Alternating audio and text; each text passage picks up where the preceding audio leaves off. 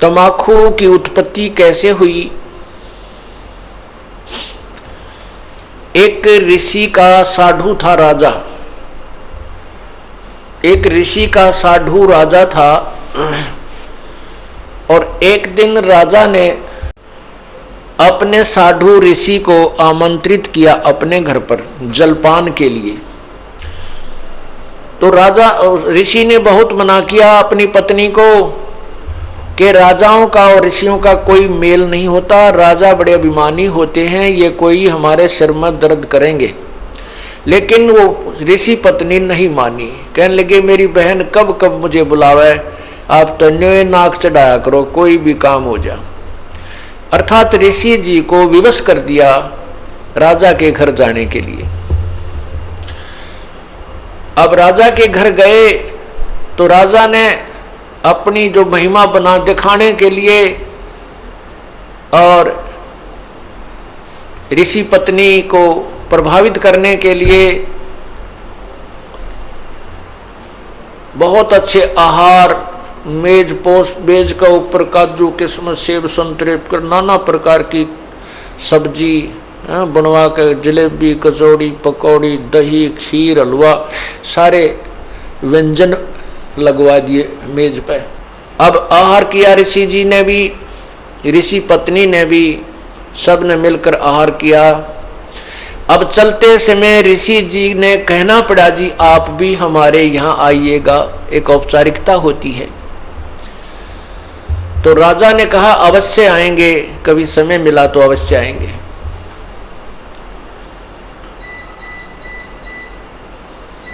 एक दिन वो समय मिल गया, राजा ने संदेशा भिजवा दिया कि हम आ रहे हैं।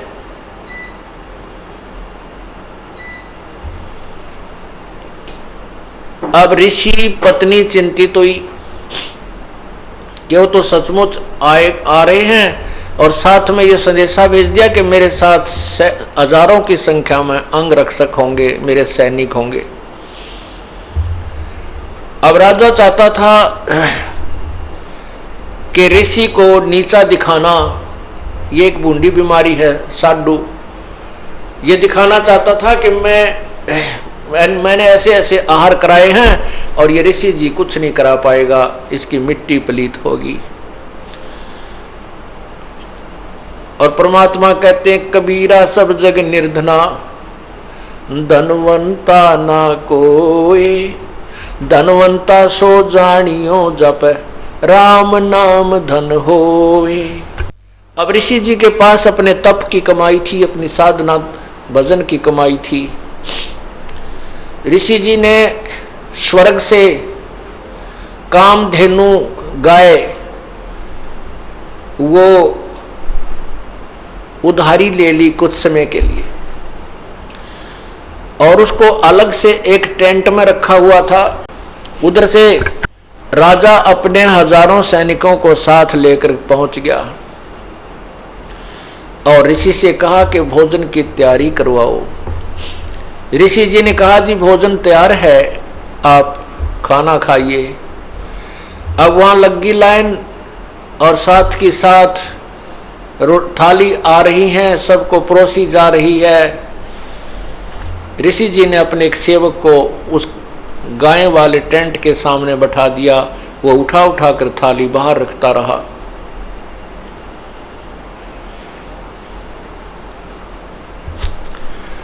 अब जब सब सैनिकों ने खाना खा लिया और ऐसा स्वादिष्ट भोजन उन्होंने कभी नहीं खाया था, तब राजा ने पूछा कि हे ऋषि जी आपके पास ना कहीं कोई भोजन बनाने की व्यवस्था नजर आ रही है, ना कि तक को चूल्हा डाल रखा तुमने, ना कोई हलवाई बुला रखा, ये ऐसा भोजन स्वादिष्ट भोजन कहाँ से आ रहा है? तब राजा ने बताया कि मेरे पास एक कामधेनु गाय है और उसमें यह शक्ति होती है कि वो चाहे पूरी पृथ्वी जीव जा भोजन खा ले, पूरी पृथ्वी के प्राणी, तो भी उसका अंत नहीं आता है। तो राजा के अब साधु की यारी दोस्ती इतनी होती है, अब राजा की नीत में खोट आ गया। नीयत में खोट आ गया। उसने सोचा यू कंगाल क्या करेगा, इस गाय का मैं ले चलता हूं, बहुत ज्यादा सेना है मेरे पास और ये गाय सभी आहार करा दिया करेगी। कहने लगा ऋषि जी ये गाय मुझे दे दे, आप क्या करोगे इसकी। ऋषि जी ने कहा ये गाय मेरी नहीं है, मैं उधारी लाया हूं, मैं आपको नहीं दे सकता। तो राजा बोला सैनिकों से कि सैनिकों इस गाय को छीन लो। अब ऋषि सोचता है कि अच्छा नालायक ये तो जबरदस्ती कर रहा है मेरे साथ। तब उस ऋषि ने कहा हे गौ माता आप अपने स्वदेश लौट जाइए, मैं विवश हूं। इतना कहते ही वो टेंट के ऊपरले हिस्से को पाड़ती हुई और गाय आकाश की तरफ, स्वर्गलोक की तरफ चल पड़ी। राजा ने गाय को कंडम करके नीचे डालने के लिए तीर मारा, पैर में तीर लगा और कहते हैं वो गाय का खून, रक्त और उस टेंट में जो भी कोई वस्तु मांगते थे, इतनी थाली हलवे की, इतनी थाली खीर की, इतनी थाली दाल की, इतनी सब्जी की, तोरी की सब्जी, घिया की सब्जी, सब प्रकार की, काजू किस्म, सेब, संतरे, दही, बड़े, यानी जो भी वहाँ उस आवश्यकता थी उस भंडारे में सभी उपलब्ध उस कामधेनु ने करवा दी। ऋषि जी के पैसे यानी पुण्य की कमाई स्वर्ग में जमा हो गई, उसके प्रतिफल में उसको वहां सब वस्तु प्राप्त हो गई। जमीन पर गिरा और गाय चली गई, तो जहां जहां वो खून गाय का गिरा वहीं पर कहते हैं तम्बाकू की उत्पत्ति हुई। अब हिंदू लोग एक तरफ तो माता को इतना प्रिय मानते हैं, गाय को अपना माँ के तुल्य आदर देते हैं और फिर माँ के खून को पी रहे हैं।